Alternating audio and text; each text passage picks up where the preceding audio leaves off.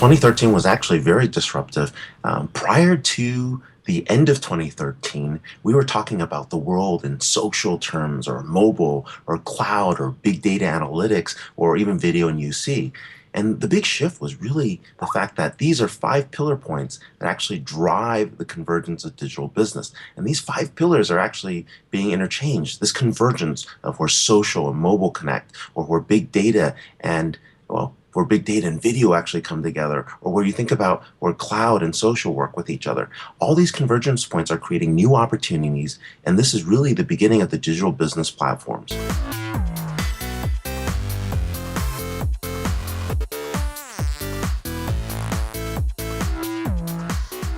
Yeah, I'm going to give you three examples of systems that are going to take off. And given what they did in 2013, you'll see more and more, as I would say, not necessarily imitators, but people that are building together similar types of systems that are digital business platforms.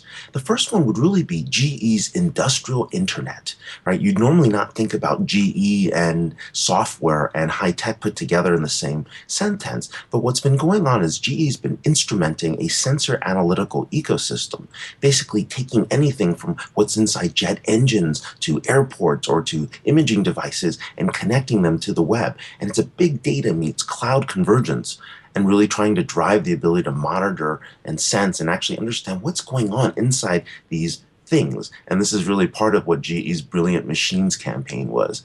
I think the second one that's actually been interesting, and we've been seeing a lot of press about it in the last 30 days, is really what IBM's been doing around Watson and cognitive computing. What's exciting about that is really where I'd say artificial intelligence, natural language processing, the ability to take deep big data and search, the ability to do visualization, and bringing all that together to augment decisions. And what we're really calling that is really augmented humanity, the ability to take and create situations, not like Siri, but more like the doctor in Star Trek. And that's what gets exciting there. I think the third thing is really something that probably is more on the consumer side, but it's really what we're seeing with things like driverless vehicles, advanced robotics, this ability to actually put in place inside the enterprise not only complex sets of instructions in things what we would traditionally be seen as human tasks, but really automating things such as the ability to move and do deliveries inside large distribution centers. So these robotics that are moving around to driverless vehicles. And so I think these three things are platforms in 2013 that were disruptive, that are going to continue to build on in 2014. And they touch on enterprise in a way of not just Internet of Things, not just social media, not just cloud and big data, but this is really the beginning of digital business disruption.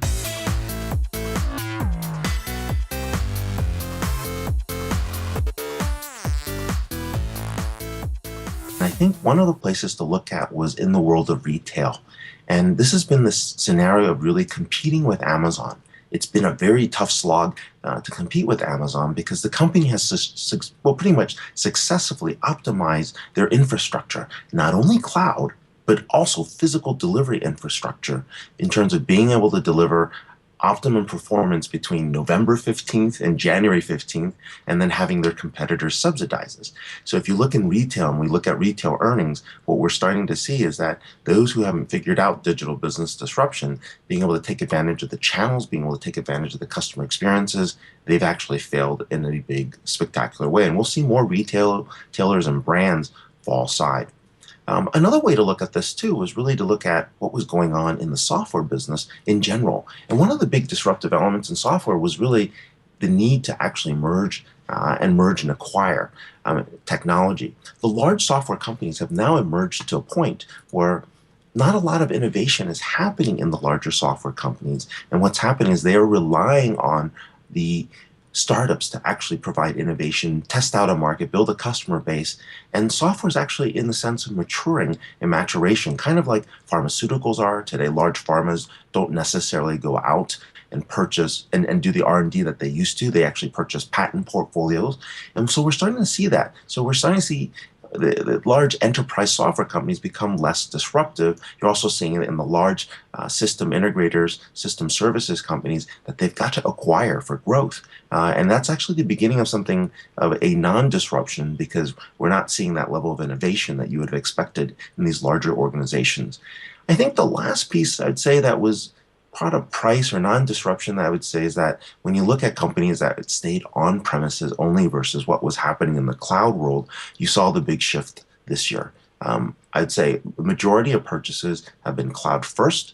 The majority of purchases have also been mobile first. And we're seeing companies that didn't adopt cloud or mobile fall really behind. I won't necessarily name names, but I'll tell you that they probably are not going to last very long or be acquired just for their customer or patent portfolio.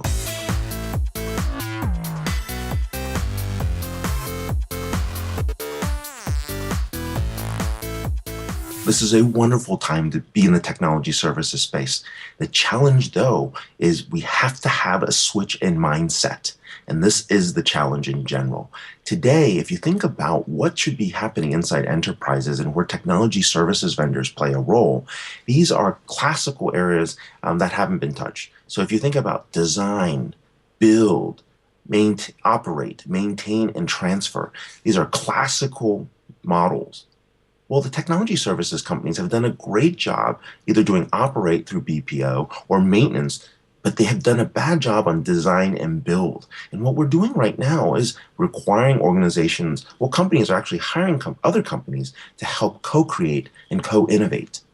And what they can do is potentially turn to the services companies for this. But the problem is the services companies have been optimized for operations and maintenance. So it's going to require a change in mindset for a little bit more creativity, a little bit more focus on innovation, a little bit more focus on productizing innovation. But when that does happen, that's where we'll see this shift. And it is a great time for those organizations to deliver that, because if you can deliver on technology optimization, the next step is being able to build on business innovation and transformation. And being successful to do that, that's the next step. That's the future of where technology services companies are going to be. They're going to be co-designing, co-creating, co-innovating with their customers.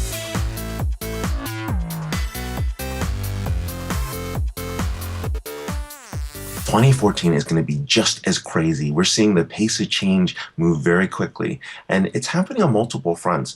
There are larger societal implications that are happening around sharing economy, which is really an optimization of highly valued, underutilized assets. So we're seeing that happen, and you're seeing a lot of innovations happen there. That's where the consumer internet's actually happening, and the consumer trends are starting to take shape.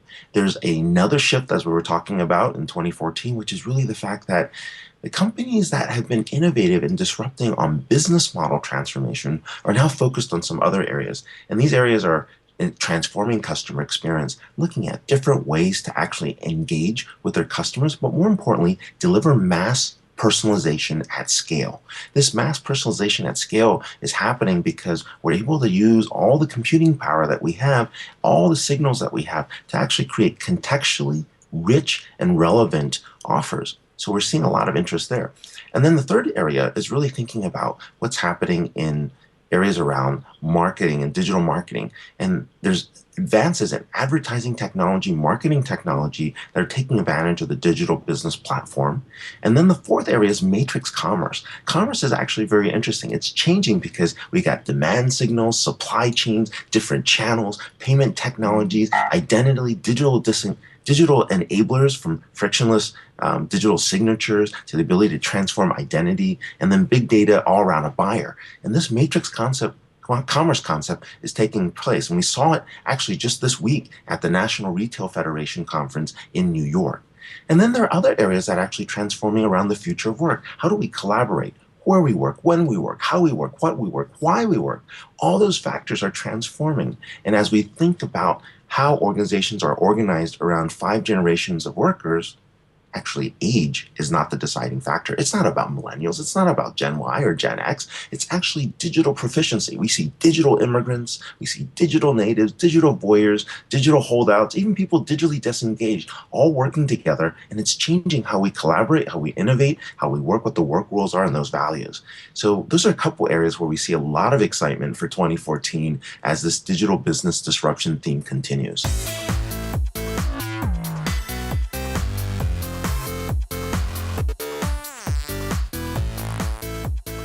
P2P networks are actually part of this shift. And what we're seeing is this transparency, this level of authenticity and trust that are happening where individuals and their brands, organizations leveraging those individuals and those brands, they're coming together. So these P2P networks are actually enabling, they're powering a lot of this collaboration and innovation, but more importantly, it's actually changing the way enterprises do business. So we'll see more of that in 2014, and I think underlying that is really the roots around digital business disruption.